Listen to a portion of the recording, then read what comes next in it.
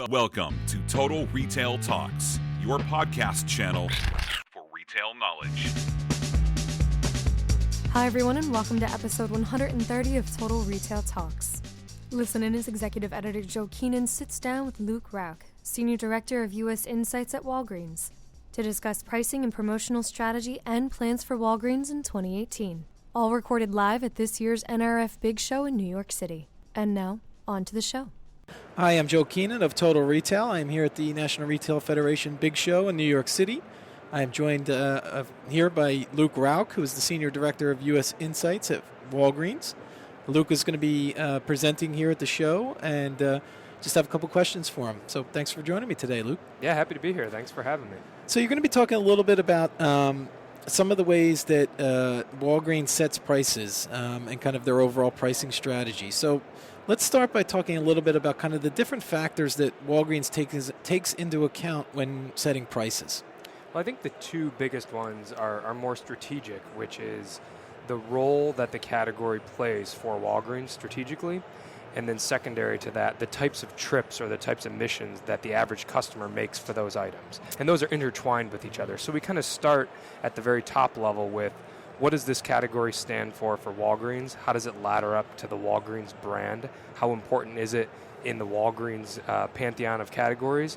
And then how does it link up with our ultimate vision to kind of be America's most loved health and pharmacy well-being company? So we start there, and then from there we're using really years of transactional data that give us store-level elasticities, and ultimately we can winnow down into even customer-level elasticities to look across the country to determine, based on those elasticities, competitive dynamics within those markets, demographics within those particular markets, customer trends and traits within those markets, how we distinctively make sure that we've got the right prices on the right products across the assortment in each part of the country. So at the highest level, that's how we do it.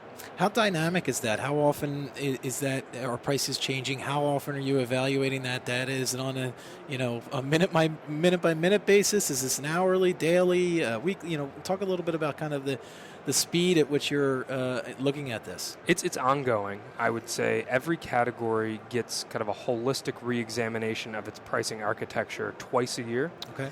And then on off cycle, we're making other adjustments as we go. But as you can imagine, we work through our categories throughout the year, and we try to tie that to the cadence of resets or revisions, or when new product is moving in and out, and we're redoing the set so that we do this as efficiently as possible from a labor perspective. Those are the two primary touch points when we actually touch the physical layout of the category, and then we are making other adjustments on an ongoing basis. But when you think about all the categories we touch, my team is working around the year all the time, making adjustments, recommendations, and optimization to our prices. And your team, is this just specific to brick and mortar? Does this extend to digital as well, to your online properties? We're getting more into the online properties. I would say we historically have managed those a bit differently, still under my team's umbrella, but a bit differently. We're actually in the process of looking more holistically at how we manage our online prices, maybe a bit more distinctly than how we manage our in-store prices. So ultimately, all of that kind of falls under my team's purview. Yeah. So then let's talk a little bit about some of the different tools that you're using to help optimize pricing. And obviously, I think the goal is to give customers the value while also, protecting margins for Walgreens. Can you talk about some of the different tools you're using? So the biggest one for pricing is we use Revionics price optimization engine. That allows us to, again, look at historical elasticities based on transaction level data when we've made adjustments before, and basically aggregate that up and make recommendations at the product level on an ongoing basis. So we use that engine to do the lion's share of our pricing. We do have some more homegrown tools that we use on the promotional side, as well as in some of the other areas of the business that we use to kind of fine-tune the prices that we're going to offer promotionally on top of the regular prices. I should also mention we have a markdown optimization tool that allows us to make sure that, particularly when we're talking about seasonally oriented businesses, that we're optimizing how soon we take discounts, when we take discounts to drive maximum profit for the company, while also ensuring that we get the right throughput. Yeah, I was going to ask about that kind of promotional strategy around that too. Is certain categories get looked at to be discounted first? What's kind of the thought process around the promotional and discounting strategy as well? Well, for our promotions, we've got kind of our tried and true, what I'll call KVI, traffic driving items that we're on a pretty regular cadence for promotions. So if you look at a Walgreens circular any given week, you can be pretty much rest assured we'll have a promotion on detergent. We'll probably have a promotion on some sort of paper product, on some sort of nuts, on vitamins. There's those regular ones that our customers look to us for that drive traffic into our stores that we're regularly doing. And then I would say the bulk of the rest of the program is driven by seasonality and the needs of the business at the different points in time. So as we go into back to school, for example, we might use promotions as a lever to drive conversion, even in some of the categories that are in our store every day, like pens and pencils. We might use promotions to bring those to the forefront for customers and drive trips with those on more of a seasonal level. Yep. So you mentioned in the answer to the kind of the first question around overall strategy around setting prices, kind of the behavior of customers and how you're capturing this customer data. I'm interested, maybe you have an example or two of how you're using customer data and behavior to factor into pricing. So the fortunate thing for Walgreens is we've got, depending on who you ask, the largest loyalty program in the country. We've got over 100 million people that are signed up for that program.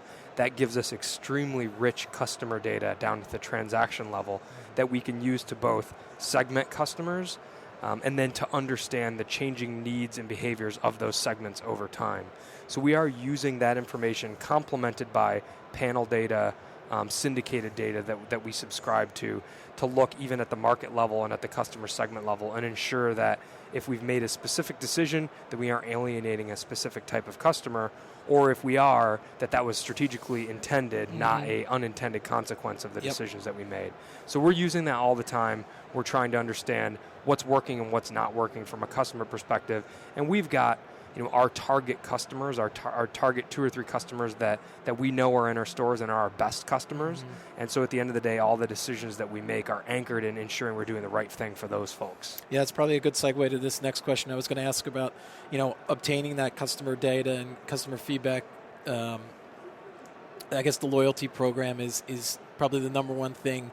How are you, you're collecting that information, you're getting people enrolled in the program in store. I guess that becomes down to the store associate level and, trying to get more and more people involved and signed up for the program? Yeah, and we also have kickers on top of the program. Like we have our Beauty Enthusiast program, which is complementary to our regular Balance Rewards program where we drive incremental perks for folks who shop in those specific beauty and personal care categories. So we're using nuances like that as well to drive higher engagement out of loyalty.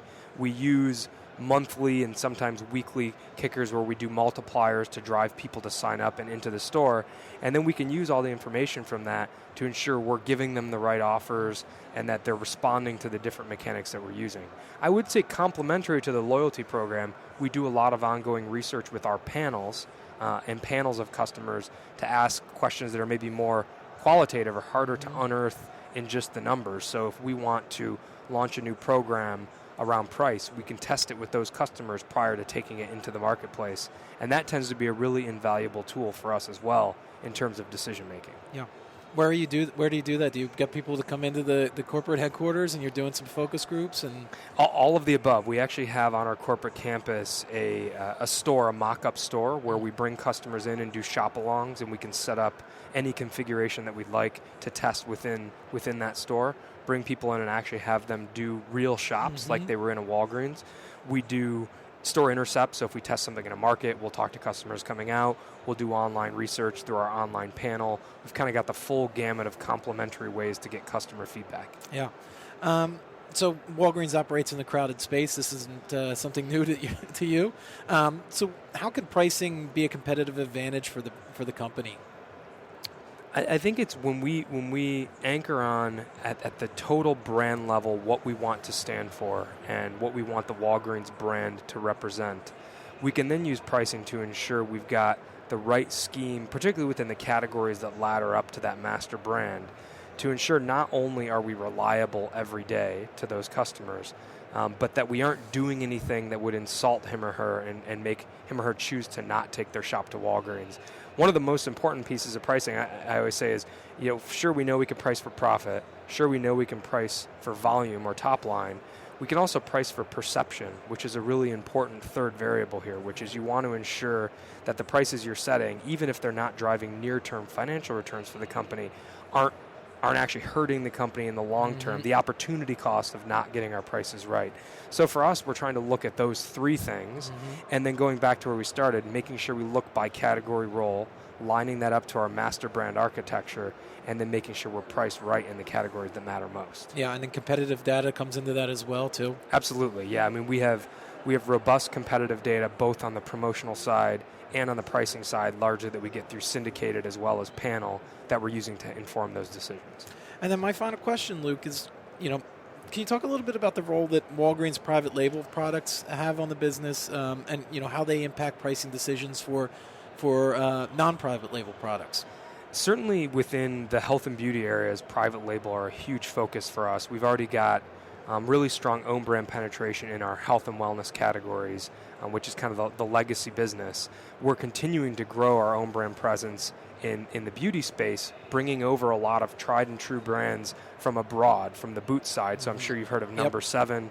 We're bringing over brands like Number 7, like Soap and Glory. And I think people actually often forget that Walgreens and the Walgreens Boots Alliance, in addition to being a retailer, we're a CPG.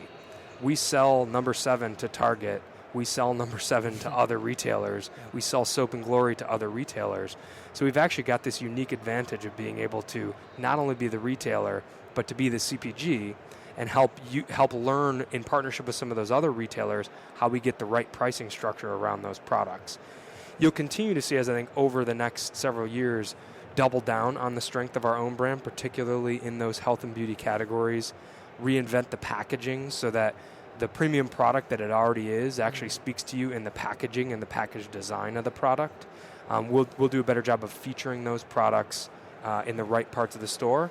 And then ultimately that will help us think about where are there areas in the architecture of our products where we have too much or too little national brand, and we can lean heavier on our own brand based on our customer data and start winnowing out some of the areas where maybe we're over-assorted from a national brand perspective. Yeah, so I was going to, and you hit on kind of the presence within the store where a product is featured and kind of making that decision on, what's the right balance between, national brand versus your private label product. So.